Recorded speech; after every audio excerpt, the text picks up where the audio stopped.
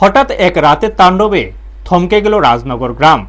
উত্তর ত্রিপুরার যুবরাজনগর বিধানসভা কেন্দ্রের অন্তর্গত এই এলাকায় এক ভবঘুরে কুকুরের আক্রমণে একের পর এক গবাদি পশু গুরুতরভাবে জখম হয়। গ্রামবাসীদের দাবি, ইতিমধ্যে ১৯টি গরুর মৃত্যু হয়েছে, আক্রান্ত হয়েছে আরও বহু পশু। ঘটনা গত কিছুদিন আগে গভীর রাতের। রাজনগর গ্রামের ২টি ওয়ার্ডে ওই কুকুরটি হানা দিয়ে একাধিক গরুকে কামড়ে জখম করে। পরদিন ক্ষতিগ্রস্তরা নিকটবর্তী পশু চিকিৎসা কেন্দ্রে গেলে একটি দল এসে গরুগুলিকে একটি করে ভ্যাকসিন দিয়ে বাকি ডোজ গৃহস্থদের নিজেরাই পুশ করতে বলে চলে যায়, এমনই অভিযোগ উঠেছে। এছাড়া চিকিৎসার নামে পরিবার পিছু ৫০০ থেকে ১২০০ টাকা পর্যন্ত নেয়ার অভিযোগও উঠেছে। গ্রামবাসীদের দাবি, সঠিক তদারকি ও পূর্ণাঙ্গ চিকিৎসা না হওয়াতেই একের পর এক গরুর মৃত্যু হচ্ছে।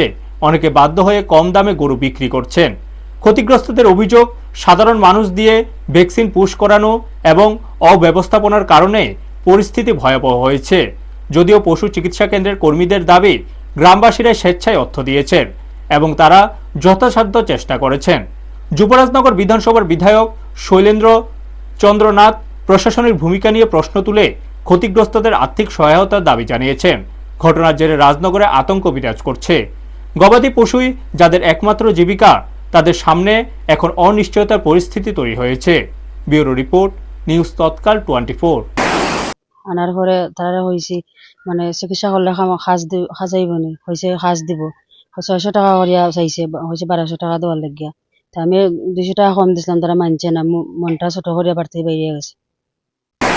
পাগলা কুকুরে কাটা এবং তারপরে যে একটা আতঙ্ক বিরাজ করেছে ৪ নম্বর ওয়ার্ড রাজনগর গাঁওসভাতে। গরু ধীরে ধীরে মরতে মরতে ১৬-১৭টার মতো গরু মরে গেছে এবং এখানকার অনেকেই, যে সমস্ত গরিব কৃষকরা রয়েছে গরু পালন করে, তারা ভয়ে যাতে গরুগুলি, বাকি যেগুলি গরু রয়েছে সুস্থ রয়েছে, এগুলি যাতে না মরে, সেই জন্য কি করেছে, ওরা গরু বিক্রি করতে শুরু করে দিয়েছে। ভ্যাকসিনেশন আমাদের গরুগুলিকে করে দিয়ে গেছে এবং টোটাল 5টা যে একটা প্যাকেজের মধ্যে থাকে, তার মধ্যে একটা ওরা দিয়ে গেছে, 4টা আমাদেরকে হাতে দিয়ে গেছে, বলছে আমাদেরকে লাগাবার জন্য। এবং যারা এসছিল ভেটেরিনারি থেকে, তারা তাদের কাছ থেকে 500 টাকা করে নিয়েছে। এটা যাতে সুষ্ঠু তদন্ত হয়, সেই জন্য আমি সঙ্গে সঙ্গে এসডিএম ম্যাডামকে ফোন করেছি।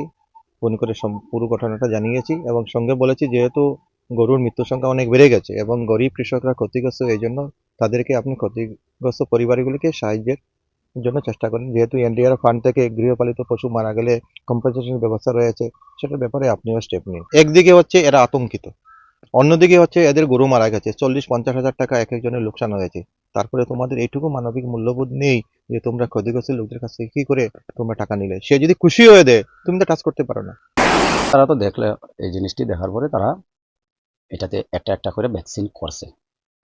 একটা একটা করার পরে তারা আমরা কইলো যে ওই ভ্যাকসিনটা আপনারা রাখে দেন, এটা ফ্রিজে রাখবেন, রাইখা ডেটটি লিখতে দিল। তো ডেটগুলা আসলো 15 তারিখ, 26 তারিখ আর 9 তারিখ।